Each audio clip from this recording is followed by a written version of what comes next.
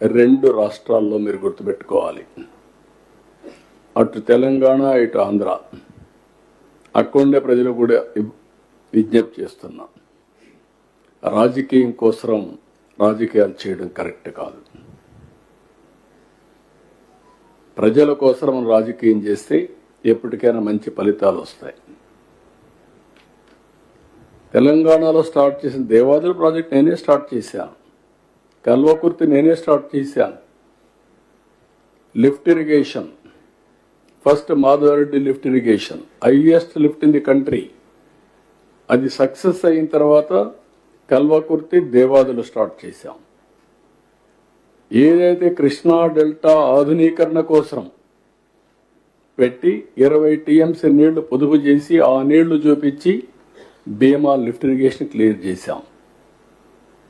ఆర్డీఎస్లో నీళ్లు రాకపోతే ఆ రోజు జోరాల లింక్ కెనాల్ పెట్టి 40,000 acres ఆఫ్ ఇరిగేషన్ మహబూబ్నగర్లో ఇచ్చాం.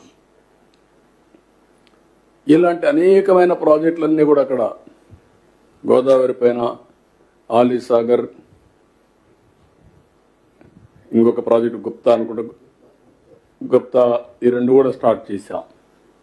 ఒకప్పుడు హైదరాబాదుకు నీళ్లే లేని పరిస్థితిలో మంజీరా నుంచి వారానికి ఒకసారి నీళ్ళు ఇచ్చే పరిస్థితి నుంచి ఫస్ట్ టైం 1 yearలో నాగార్జున సాగర్ నుంచి నీళ్లు తీసుకుపోయి హైదరాబాద్కి ఇచ్చాం. ఈరోజు హైదరాబాద్లో ఇవన్నీ చేసి తెలుగు జాతి కోసం ఒక బ్రహ్మాండమైన నగరం ఉండాలని one of the best ecosystem create చేశాం. నాలెడ్జ్ సిటీకి ప్రారంభించాం. Today I'm very happy. కంట్రీలో highest per capital income, most livable city Hyderabad, including outer ring road కానీ, ఎయిర్పోర్ట్ కానీ, హైటెక్ సిటీ కానీ, సైబరాబాద్ కానీ, బయోటెక్నాలజీ కానీ, ఫార్మా కానీ, స్పోర్ట్స్ కానీ, ఇన్సూరెన్స్ రెగ్యులేటరీ అథారిటీ కానీ, ఫైనాన్షియల్ డిస్ట్రిక్ట్ అన్నీ ఆ రోజు పెట్టినట్టువే. నేను ఏ రోజు కూడా ఇది చేశాం అని నేను ఎప్పుడు చెప్పలేదు. నేను ఐఎమ్ వెరీ క్లియర్. ప్రజల కోసం నేను చేశాను, తెలుగు జాతి కోసం చేశాను, ముందుకెళ్ళాం. ఈరోజు నిన్న మొన్న చూస్తే ఈ రాజకీయాలు నాకే అర్థం కాల. ఏంటి రాజకీయం? ఇప్పుడు దేవాదుల ప్రాజెక్టు కట్టారు. దేవాదుల ప్రాజెక్టు గోదావరి పైన, అక్కడి నుంచి నీళ్లు వస్తే పోలవరానికి వస్తాయి. పోలవరం నీళ్లు వచ్చి గోదావరి నుంచి మీరు నీళ్లు తీసుకుంటే, నేను అబ్జెక్ట్ చేయకపోతే, మీరు పోలవరం నీళ్లు తీసుకుంటే మీరు అబ్జెక్ట్ చేస్తే మన మీనింగ్ ఉంది. ఇంట్లో పైన నీళ్లు తీసుకొని ఎక్కడ పోయారు? మంజీరాకి తీసుకెళ్ళి తప్పలేదు. నేను ఆ రోజు కూడా వెల్కమ్ చేస్తాను, ఇప్పుడు వెల్కమ్ చేస్తున్నా. గోదావరిలో పుష్కలంగా నీళ్లు ఉన్నాయి, కంప్లీట్ చేయండి. నేను ఈ నీళ్లు తీసుకొని ఇంకొంచెం ముందుకెళ్ళి పొదుపు చేస్తే ఆ నీళ్లు ఉపయోగించుకుంటే రాయలసీమ కూడా బాగుపడుతుంది. అవసరమైతే మనకు కానీ అన్ని కలిసి వస్తే తెలంగాణకు కూడా నీళ్ళు ఇవ్వచ్చు. నాగార్జున సాగర్, శ్రీశైలం నీళ్లు పెడితే వాళ్ళు కూడా వాడుకోవచ్చు. అవసరమైతే ఇక్కడ మనం వాడుకున్నప్పుడు నీళ్లు మిగిలితే ఏం చేస్తాం? అవసరమైతే వాళ్ళు కూడా వాడుకునే పరిస్థితి ఉంటుంది.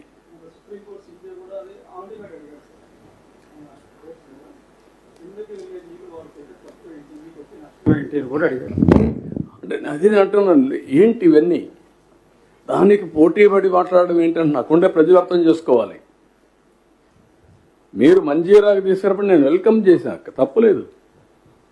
దేవాదులు ఇంకా ముందుకు తీసుకెళ్ళండి నీళ్లు, తప్పే ఉంది. అట్లు ఉండేది ఏదైతే కృష్ణాలో నీళ్లు తక్కువ ఉన్నప్పుడు పైన కడితే ఇంకా నష్టం.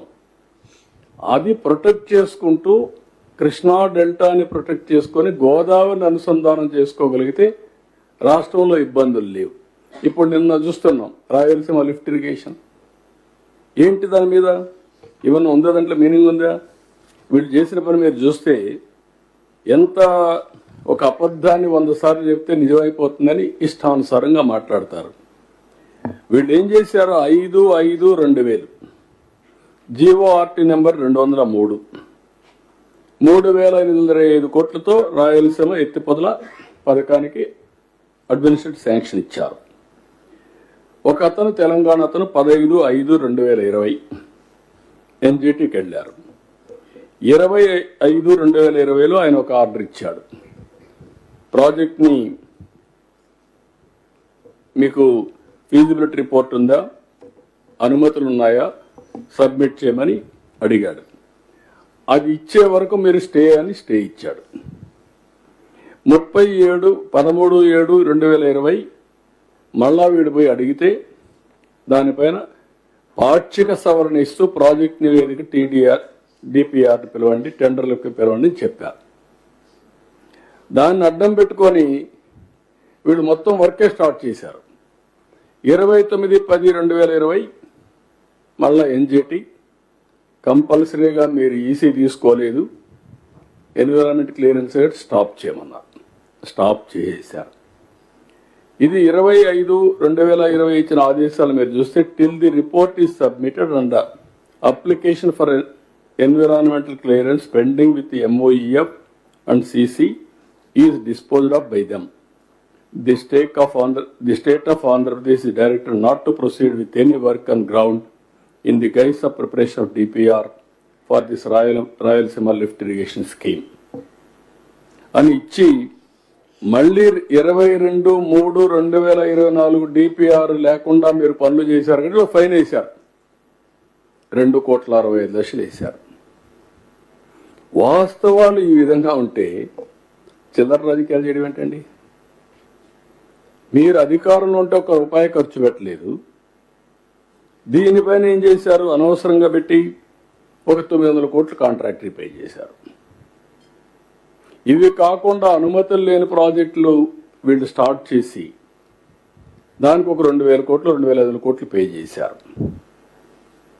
దానికి ఒక 100 కోట్లు ఫైన్ వేశారు ఎన్జిటి. 25 కోట్లు గవర్నమెంట్ డబ్బులు కట్టారు. అంటే ఏంటి ఈ విచ్చలవిడితనం ఏంటి? వీళ్ళు చేసే పనులు ఏంటి? ఇప్పుడు ఏమంటారు? మేమేదో రాయలసీమను ఉద్ధరించాలనుకుని మా రామానాయుడు గారు ఎక్స్ప్లెయిన్ చేశారు.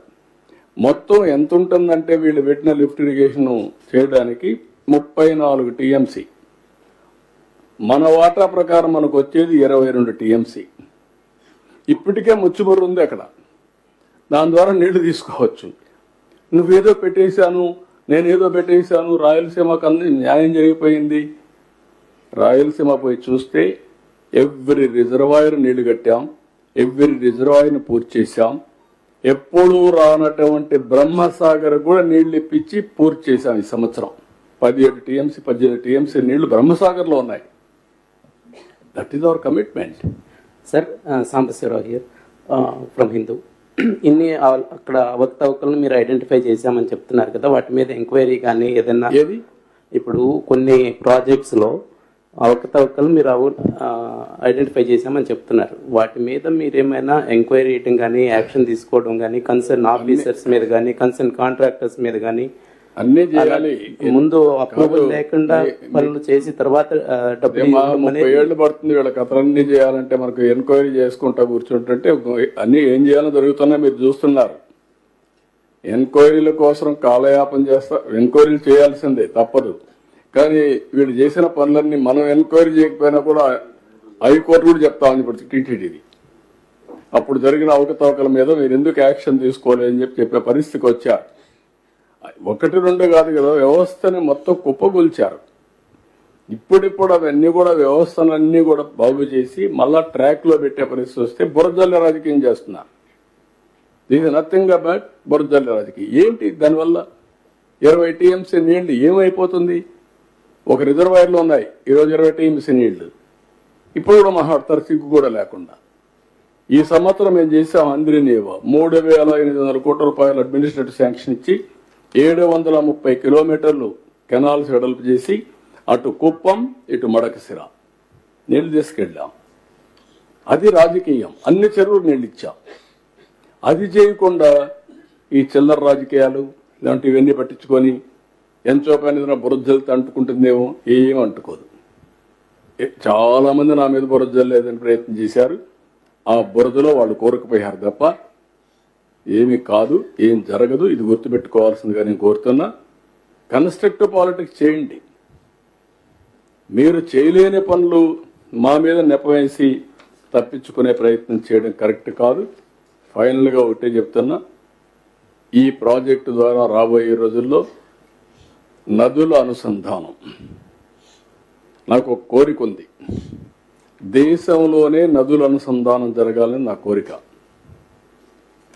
ఒకప్పుడు 2000 సంవత్సరాల్లో గంగా కావేరి అనుసంధానం జరగాలని ప్రధానమంత్రి వాజ్పేయి గారి మీద చాలా ఒత్తిడి తీసుకొస్తే అప్పుడు ఆయన ఒక టాస్క్ ఫోర్స్ వేశారు.